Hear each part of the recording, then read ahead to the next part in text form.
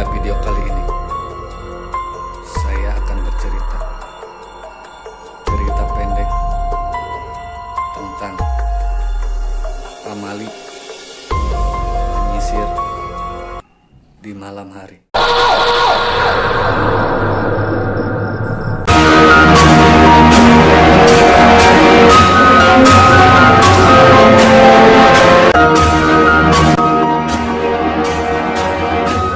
Sobat semua, kembali lagi dengan Fahmi Channel. Pada video kali ini saya akan bercerita tentang cerita pendek pamali bersisir di malam hari. Konon katanya pamali kalau menyisir di malam hari bisa mengundang kehadiran sosok hantu. Konon katanya. Oke sobat semua, sebelum mulai pembahasannya, sebagai dukungannya sobat semua jangan lupa subscribe agar tidak ketinggalan update video-video yang selanjutnya. Langsung saja dimulai. Semerbak bau rumput dan pohon pinus tercium di indera pembau seorang gadis yang baru saja turun dari mobilnya. Sita, nama gadis itu. Kini dia tengah berlibur bersama kedua orang tuanya ke desa tempat tinggal sang nenek. Desa itu berada di pedalaman, cukup terpencil dan jauh dari keramaian kota. Suasananya masih asri dengan pepohonan yang menjulang tinggi. Tenang sekaligus menyeramkan, pikir Sita. Keluarganya menghabiskan hari dengan perbincangan ringan.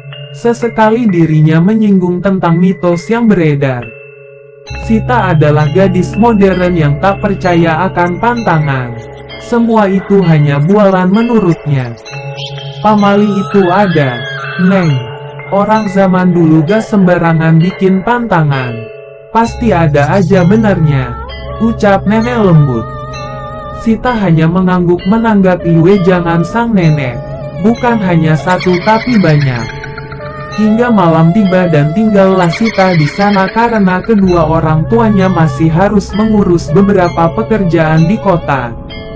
Sita mematut dirinya di depan cermin meja rias tua di kamarnya. Sore ini Sita sengaja mencuci rambutnya. Jadilah rambutnya harus disisir sebelum tidur agar tidak kusut esok hari. Namun, di tengah kegiatan menyisirnya nenek datang. Neng, tesai nyisiran tiwengi asteris, tegurnya masih dengan suara lembut. Kenapa sih emangnya? Kalau gak disisir nanti kusut, jawab Sita. Pamali. Gelis asteris. Sita membuang nafas kasar. Itu lagi. Selalu saja Pamali. Tanpa menghiraukan ucapan sang nenek, Sita kembali melanjutkan menyisirnya. Nenek yang melihat itu hanya geleng-geleng kepala dan beranjak. Selesai dengan kegiatan menyisirnya, Sita langsung merebahkan diri di kasur dan bersiap tidur dengan tubuh berbalut selimut. Sita terbangun di teras rumah neneknya dan tiba-tiba mendengar suara gedebum kencang dari sebuah benda asing yang jatuh.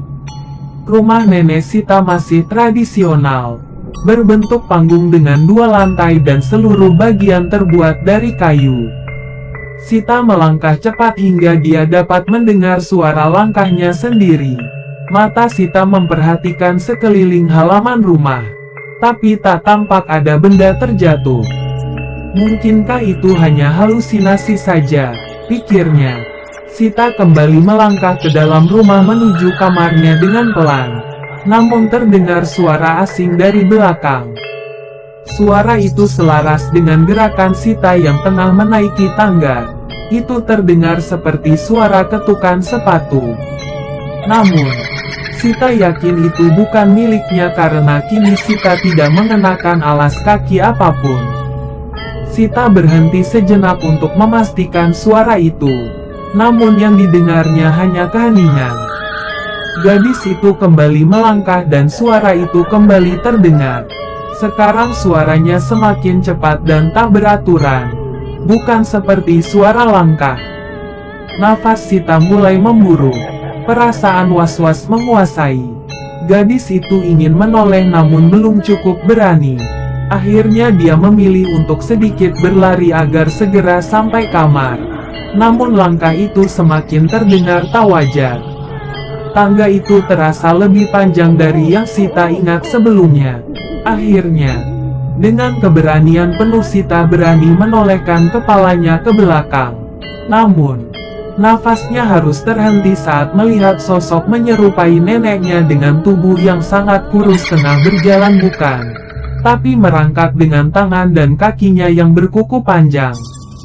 Kepala sosok itu terlihat hampir patah dan punggungnya seperti terputar. Sita baru sadar dari keterkejutannya saat sosok itu merangkak ke arahnya dengan sangat cepat. Tangannya yang berkuku panjang meraup wajah Sita dan seketika gadis itu tersentak dan terbangun dari tidurnya.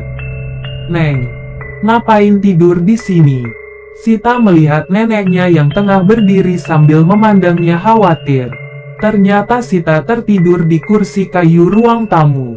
Entah bagaimana dirinya jadi ada di sini karena seingatnya Sita tengah tidur di kamar.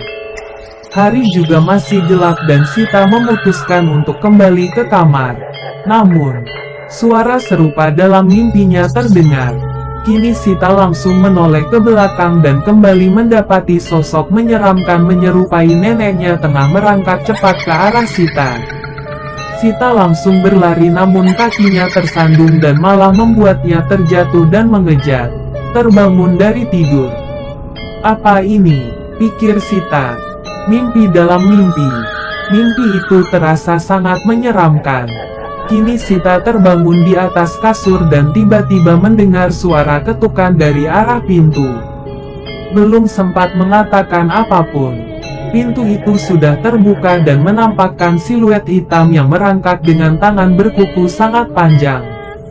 Kali ini Sita hanya dapat membeku, karena ini bukan lagi mimpi. Sita baru ingat neneknya berkata sebelum dirinya terlelap bahwa dia akan pergi melayat ke rumah sepupunya di desa sebelah dan Sita sendirian di rumah. Asteris Neng, gak baik menyisir malam-malam asteris cantik.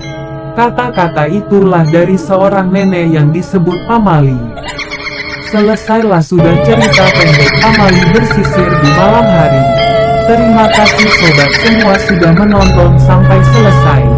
Semoga cerita Pamali ini bisa menghibur sobat semua.